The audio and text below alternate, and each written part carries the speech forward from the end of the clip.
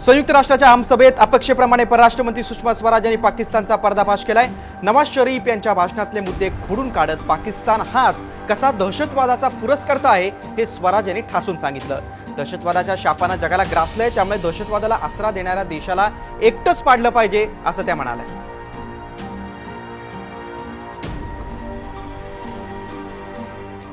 आतंकवाद मानवाधिकारों का सबसे बड़ा उल्लंघन है। सबसे पहले हम इसे स्वीकारें, आतंकवाद मानवाधिकारों का सबसे बड़ा उल्लंघन है, क्योंकि वो निर्दोष लोगों को निशाना बनाता है, बेगुनाहों को मारता है। वो किसी व्यक्ति या देश का नहीं बल्कि मानवता का अपराधी है। और उसके बाद देखना होगा कि इन आतंकवादियों को पनाह देने वाले कौन कौन हैं। आतंकवादियों का न तो कोई अपना बैंक है, न हथियारों की फैक्ट्रियां, तो कहां से उन्हें धन मिलता है? कौन इन्हें हथियार देता है?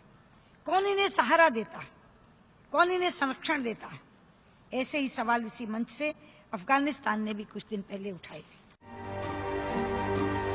4 दिवसांपूर्वी पाकिस्तानी पंतप्रधान नवाज शरीफ यांनी काश्मीरमध्ये मानवाधिकारांचं उल्लंघन होत असल्याचा बिनबुडाचा आरोप केला होता। या आरोपातली हवा काढून घेताना स्वराज यांनी पाकिस्तानला अंतर्मुख होऊन बलुचिस्तानकडे बघण्याचा सल्ला दिलाय। तर चर्चेसाठी भारत अटी घालत असल्याचा आरोपही त्यांनी स्पष्ट शब्दात फेटाळून लावला।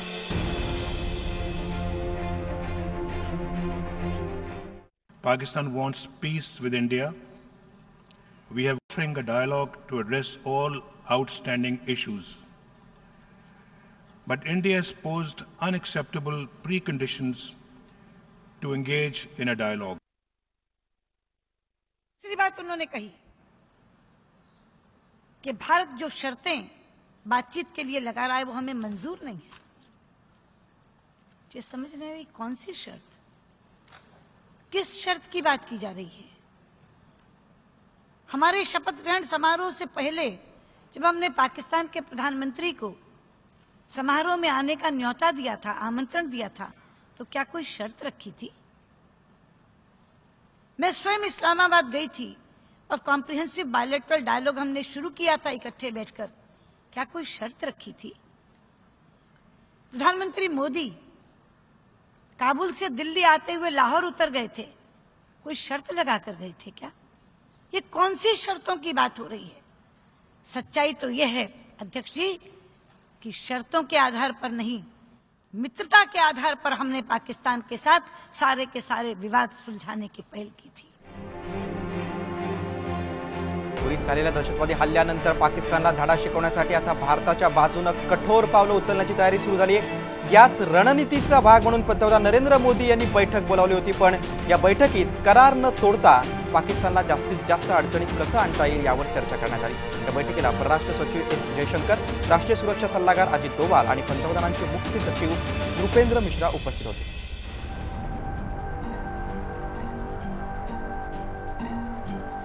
अमेरिकन राष्ट्राध्यक्षपदासाठीच्या शर्यतीसाठी डोनाल्ड ट्रम्प आणि हिलरी क्लिंटन यांच्यातल्या पहिल्या प्रेसिडेन्शियल डिबेटला न्यूयॉर्कमध्ये हिलरींची सरशी होण्याची शक्यता निर्माण झाली आहे। डिबेटच्या सुरुवातीला अमेरिकन अर्थव्यवस्थेला बळकटी देण्यासाठी करांचे दर 35%वरून थेट 15% आणण्याच्या घोषणेचा पुनरुच्चार डोनाल्ड ट्रम्प यांनी केला।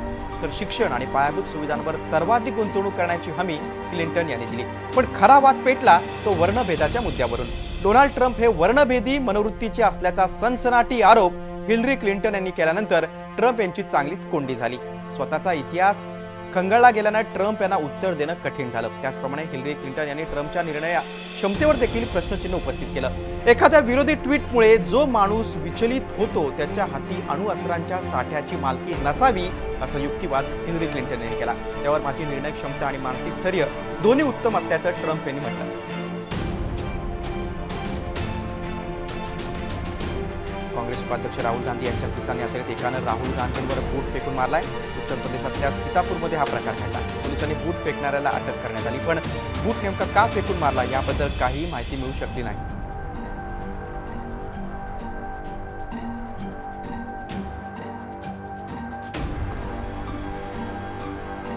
गेल्या काही दिवसांपासून समाजवादी पक्षात सुरू असलेल्या कुरघोडीनंतर मुख्यमंत्री अखिलेश यादव यांनी आपल्या मंत्रिमंडळाचा विस्तार केला। यावेळी 10 मंत्र्यांना शपथ दिली गेली। यात निलंबित केलेल्या मंत्री गायत्री प्रजापती यांचा देखील समावेश करण्यात आलाय। 2 आठवड्यांपूर्वी प्रजापती यांचं मंत्रिपद काढून घेण्यात आलं होतं। जियाउद्दीन रिझवी यांनी नव्या मंत्रिमंडळात वर्णी लागली। मनोज पांडे आणि शिवाकांत ओझा यांना देखील या मंत्रिमंडळात स्थान मिळाले। त्याचबरोबर शंखलाल मांझी, रियाज अहमद, यासिर शाह, अभिषेक मिश्रा, नरेंद्र वर्मा आणि रविदास मेहरोत्रा यांना या 8व्या मंत्रिमंडळ विस्तारात स्थान मिळाले।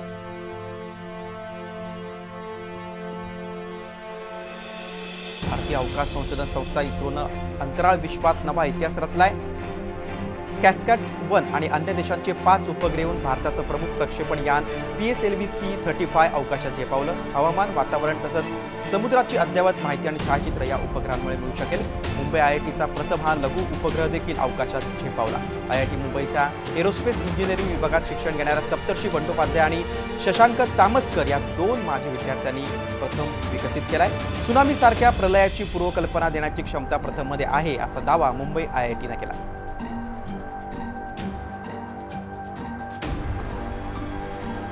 पाकिस्तानी वंशाचा ब्रिटिश कलाकार मार्क अनवर यानं भारतीयांवर केलेल्या वर्णभेदी टीकेप्रकरणी ITVनं प्रसारित होणाऱ्या कॅरोनेशन स्ट्रीट शोमधून काढून टाकण्यात आलंय।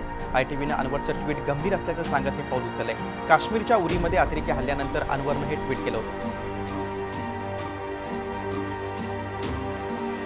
स्विस जोडी कट फ्रीडेन आणि पॅस्कल व्हिटप्रॅडिझर यांनी लांब पल्ल्याचं बलून चॅम्पियनशिप जिंकली। या दोघांनी बलूनमधून जर्मनीच्या ग्रॅडबॅकहून ग्रीसच्या स्ट्रॉवसपर्यंत 1803 किलोमीटरचं अंतर 58 तासात पार केलं। या बलून स्पर्धेत Switzerland, America, Germany, France, Belgium, Poland, Netherland, Lithuania, Spain, Britain, Australia आणि ऑस्ट्रेलियाच्या टीम स्पर्धेत सहभागी झाल्या।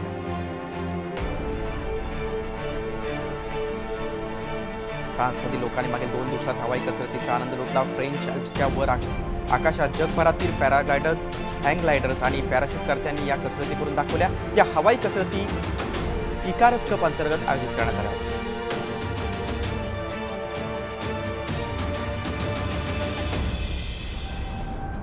सिरियातील अलेप्पो शहरातील बंडखोरांनी सैन्य दलाच्या हंडारट कॅम्पवर हल्ला केल्याचा दावा करणारा व्हिडिओ सोशल मीडियावर प्रसारित करण्यात आलाय। यापूर्वी सैनिकांनी हंडारट कॅम्पवर ताबा मिळवल्याचा दावा केला होता। या बंडखोरांच्या ताब्यात असलेल्या कॅम्पवरील सर्वात मोठा विजय असल्याचा दावा सैनिकांनी केला होता। वाढत्या प्रदूषणावर नियंत्रण मिळवण्यासाठी पॅरिसमधील नागरिकांनी कार फ्री डे साजरा केला। या मोहिमेत जवळपास अर्ध्याहून अधिक कार चालकांनी सहभाग घेतला होता, त्यामुळे रस्ते रिकामे दिसत होते। तर मेयर एने हिडाल्गो यांनी केलेल्या आवाहनाला देखील नागरिकांनी चांगला प्रतिसाद दिला। यावेळी नागरिकांनी एफिल टॉवर परिसरात पायी प्रवास केला।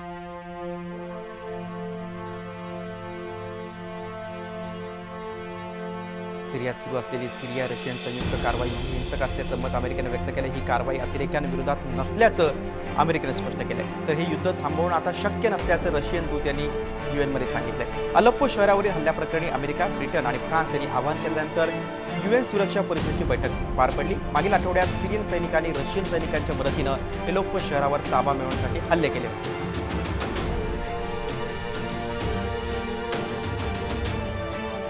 हंगेरी पोलिसांनी केलेल्या कारवाई विरोधात गुंडांनी स्फोट केल्याचं पोलिसांनी सांगितलंय।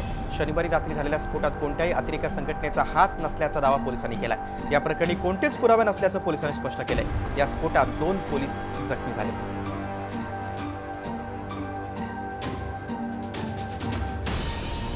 प्रोफेशनल बेसबॉलचे नावाजलेला खेळाडू जॉस फर्नांडिस यांचं बोट उलटल्यानं निधन झालंय।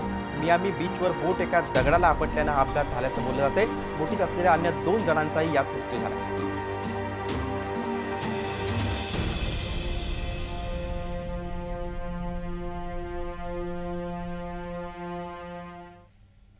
राष्ट्रीय आणि आंतरराष्ट्रीय बातम्यांचा आढावा आपण घेतला। आता वळूया आपण राज्यातल्या काही बातम्यांकडे। राज्यात चांगला पाऊस झाल्याचं चंद्रकांत पाटील यांनी म्हटलं। इतका जास्त पाऊस पडेल असं वाटलं नव्हतं। या पावसानं राज्यातील माणूस आणि जनावर यांच्या पिण्याच्या पाण्याचा प्रश्न पूर्णपणे संपलाय असे ते म्हणाले। जिथे जास्त पाऊस होऊन नुकसान झाले तिथे पंचनामा करण्याचे आदेश देत आहोत, कारण अजूनही पाऊस सुरू आहे असे त्यांनी स्पष्ट केले। ह्या अतिवृष्टीमुळे काही ठिकाणी पिकांचं नुकसान झालं आहे, याचे पंचनामे करण्याचे आदेश आम्ही जिल्हाधिकाऱ्यांना देतो आहोत। पाऊस थोडा कमी तर व्हायला लागेल, कारण पाऊस चालूच आहे, विशेषतः कोकणामध्ये आणि मराठवाड्यामध्ये। पाऊस कमी झाल्यानंतर ह्याचे पंचनामे आम्ही करू आणि शेतकऱ्यांना त्यातली जी मदत करावी लागेल ती आम्ही नक्की करू। महाड दुर्घटनेत मानवी चूक नसल्याचं स्पष्ट करण्यात आलंय। महाड संदर्भात IITच्या मुंबईच्या अहवालात हे नमूद करण्यात आलंय। या अहवालात ही दुर्घटना नैसर्गिक कारणानं झाल्याचं म्हटलंय। मे महिन्यात झालेल्या पुलाचं सर्वेक्षण चुकीचं नव्हतं। विक्रमी पाऊस आणि नदीची स्थिती यामुळे पूल कोसळला। असं असलं तरी या प्रकरणाची न्यायालयीन चौकशी होणार आहे। निवृत्त सहान्याधीशांची नावं पुढे आली असून या नावांपैकी एक नाव लवकरच निश्चित होईल असं सरकारतर्फे स्पष्ट करण्यात आलं। सांगलीतील मराठा क्रांती मोर्चाची तयारी पूर्ण झाली आहे। सकाळी 10च्या सुमारास विश्रामबाग येथील क्रांतिसिंह नाना पाटील यांच्या पुतळ्यापासून या मोर्चाला सुरुवात होईल। दरम्यान सांगलीत कालपासूनच पोलीस बंदोबस्त तैनात करण्यात आला आहे। अन्नदान, पिण्याच्या पाण्याचा पुरवठा करणाऱ्या संघटनांनी आपले स्टॉल देखील उभे केलेत। संपूर्ण शहर आणि मोर्चाला 3 किलोमीटरचा मार्ग भगवा झेंडानी भगवामय झाला। मराठा क्रांती मोर्चाचं वादळ नंदुरबार जिल्ह्यात देखील अनुभवलं। आदिवासी बहुल या जिल्ह्यात क्रांती मोर्चा निमित्त मराठा समाजाची ताकद दिसून आली। नंदुरबारमध्ये असणाऱ्या मोर्चाला सुमारे 40 विविध समाजाच्या संघटनांनी पाठिंबा दिला होता। कोपर्डी बलात्कार प्रकरण आरक्षणाची मागणी यासाठी मराठा समाज इतर समाजासोबत नंदुरबारमध्ये एकवटला। बुलढाण्यातही मराठा क्रांती मोर्चाचं आयोजन करण्यात आलं होतं। या मोर्चात मराठा समाजाची प्रचंड गर्दी पाहायला मिळाली। कोपर्डी घटनेचा निषेध, मराठा समाजाला आरक्षण यासह विविध मागण्यांसाठी हा मोर्चा काढण्यात आला होता।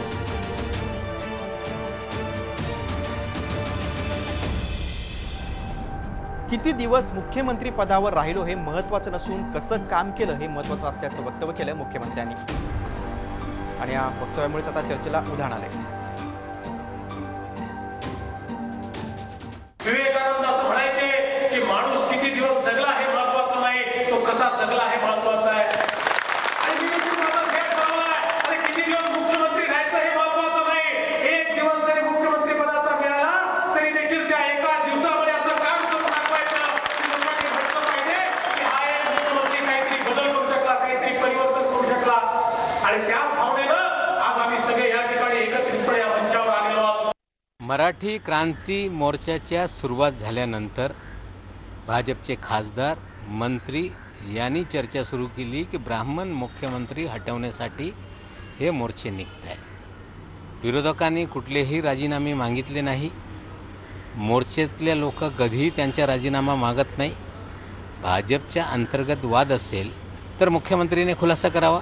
माननीय मुख्यमंत्री महोदय स्वतःहून जर सगळ्याच गोष्टींशी सहमत आहेत तर ते विचलित होण्याचा आणि काही मुद्दाच नाही। प्रत्येक जण आपल्या मनामध्ये काही मांडे खात असतो आणि ते मनातले मांडे विरोधकांनी खावे, तसा कुठलाही परिणाम हा राज्यावर होणार नाही। मुख्यमंत्र्यांचं पद बिलकुल धोक्यात नाही आणि मुख्यमंत्र्यांना त्यांचा दोष नसताना हटवण्याची भारतीय जनता पार्टीची संस्कृती नाही।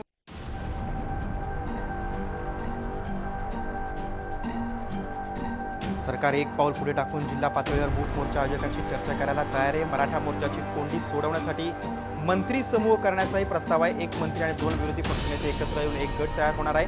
हा गट जिल्ह्यात जाऊन मराठा मोर्चा आयोजकांशी चर्चा करेल। याबाबत लवकरच विरोधी पक्षनेत्यांशी सरकार चर्चा करणार आहे।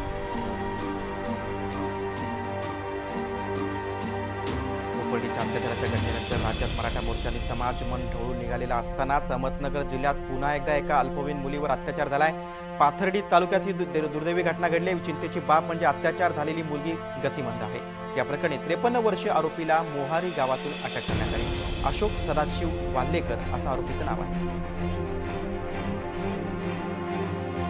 औरंगाबादमध्ये आदिवासी कोळी समन्वय समितीच्या वतीनं भव्य मोर्चा काढण्यात आला। कोळी महादेव समाजाला अनुसूचित जातीत असून अजूनही जातीचं प्रमाणपत्र आणि वैधता प्रमाणपत्र मिळत नाहीये। हा समाज अत्यंत गरिबीच्या हलाखीच्या परिस्थितीत जगत असल्याचं या समाजातील नागरिकांचं म्हणणं आहे। औरंगाबादच्या क्रांती चौकापासून या मोर्चाला सुरुवात झाली आणि विभागीय आयुक्त कार्यालयात हा मोर्चा विभागीय आयुक्तांना निवेदन देऊन संपला।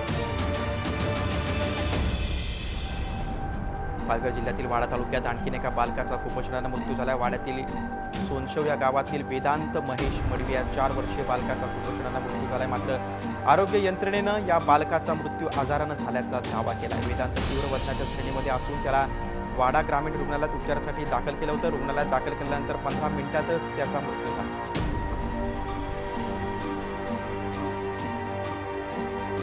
शेतकऱ्यांच्या कांदा, बाजरी, मूग, उडीद, सोयाबीन या पिकांना योग्य भाव द्या यासह विविध मागण्यांसाठी राष्ट्रवादी काँग्रेसनं शिरूर येथे शेतकऱ्यांचा मोर्चा काढून रास्ता रोको आंदोलन केलं। मोर्चातील रानडुक्कर यावेळी विशेष आकर्षण ठरलं। माजी मंत्री सुरेश धस यांच्या नेतृत्वाखाली हजारो शेतकऱ्यांनी शिरूरच्या चौकातून तहसील कार्यालयावर मोर्चा काढला। त्यावेळी शेतकऱ्यांनी सडलेला कांदा आणि बाजरी फेकून सरकारच्या धोरणांचा निषेध केला.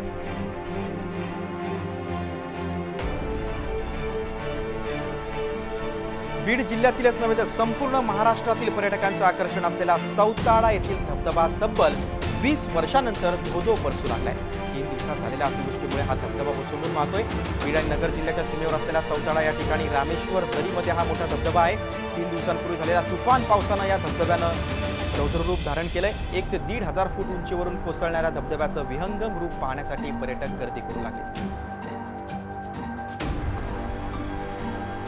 लातूर शहराला पाणी पुरवठा करणारं मांजरा धरण 100% भरलं. त्यामुळे धरणाचे 6 दरवाजे पाव मीटरनं उघडण्यात आले. मांजरा धरण उस्मानाबाद जिल्ह्यातील कळंब आणि बीड जिल्ह्यातील केस तालुक्याच्या सीमेवर धनेगाव इथं आहे. गेल्या 10 वर्षात पहिल्यांदाच हे धरण भरले. आता गेल्या 10 दिवसाच्या पावसात मांजरा धरण भरभरून वाहतंय. त्यामुळे मांजरा नदीकाठच्या गावांना सतर्कतेचा इशारा देण्यात आला. 5 महिन्यांपासून विदर्भाच्या जंगलात बेपत्ता असलेला रुबाबदार जय वाघाची शोध मोहीम पुन्हा एकदा सुरू झाली. 3 दिवसांची विशेष शोध मोहीम हाती घेण्यात आली आहे. 7 जिल्ह्यातील वन विभागाचे शेकडो कर्मचारी या शोध मोहिमेत तैनात करण्यात आले.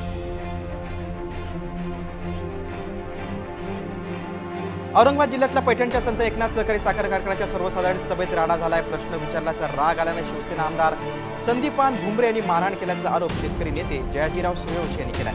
तसंच साखर कारखान्याची सर्वसाधारण सभा सुरू होती. यात सूर्यवंशी यांनी काही प्रश्न विचारले होते. त्यामुळे भुमरे यांच्यासह त्यांच्या समर्थकांना राग आला. त्यातून सूर्यवंशी यांना शिवीगाळ आणि मारहाण केल्याचा आरोप केला जातोय.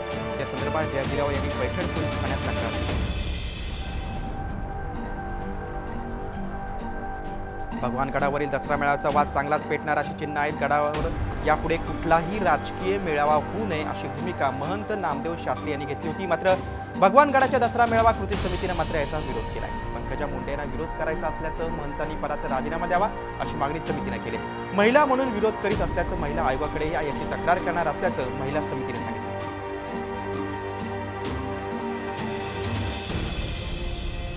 आई वडील नसलेल्या राज्यातल्या 100 अनाथांना शिवनिच्छल ट्रस्टनं वर्षभरासाठी दत्तक घेतलंय. या विद्यार्थ्यांचा शैक्षणिक खर्च करून त्यांचं जीवनमान प्रकाशित करण्याचा प्रयत्न केलाय. मान्यवरांच्या उपस्थितीत हा सोहळा पार पडला. आमदार बच्चू कडू, अभिनेते भूषण कडू यांना यावेळी शिवनिच्छल पुरस्कारानं गौरवण्यात आलं.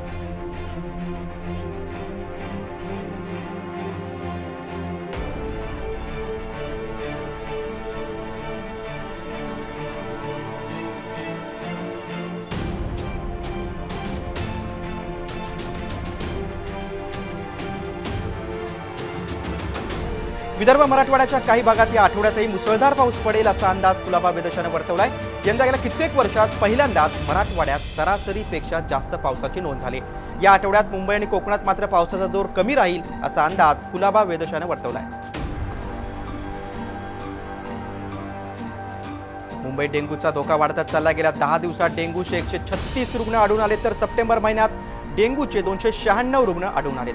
डेंग्यूच्या संशयित रुग्णांची संख्या 3287 वर पोहोचली आहे. गेल्या वर्षीच्या तुलनेत यंदा डेंग्यूचे अधिक रुग्ण आढळून आलेत. सप्टेंबर 2015 मध्ये केवळ 248 रुग्ण होते. 80% रुग्ण हे 15 ते 45 वयोगटातील आहेत. मुंबईत आतापर्यंत डेंग्यूमुळे 3 जणांचा मृत्यू झालाय. सोसायटीतील 2 महिन्याचे कुत्र्याची पिल्लं घेऊन जाण्यास विरोध केल्यामुळे सोसायटीतील एक तरुणी सेजल सराफ आणि तिच्या आईला मारहाण केल्याची धक्कादायक घटना घडली आहे. या प्रकरणी कोथरूड पोलीस स्टेशनमध्ये गुन्हा दाखल करण्यात आलाय. हा सर्व प्रकार सीसीटीव्ही कॅमेऱ्यामध्ये कैद झालाय. त्यावरून मिलिंद काळे नावाच्या व्यक्तीविरोधात गुन्हा दाखल करण्यात आलाय.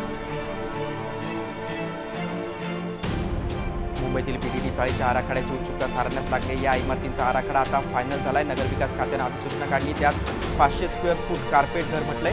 10 वर्ष कॉफर्स पण तरतूद असेल. तसंच शाळा, मोकळं मैदान आणि समाज मंदिरासाठी आरक्षण राखीव असेल. पूर्ण विकास होईपर्यंत आहे तिथेच ट्रान्झिट कॅम्प असेल. झी 24 तास रहा एक पाऊल पुढे.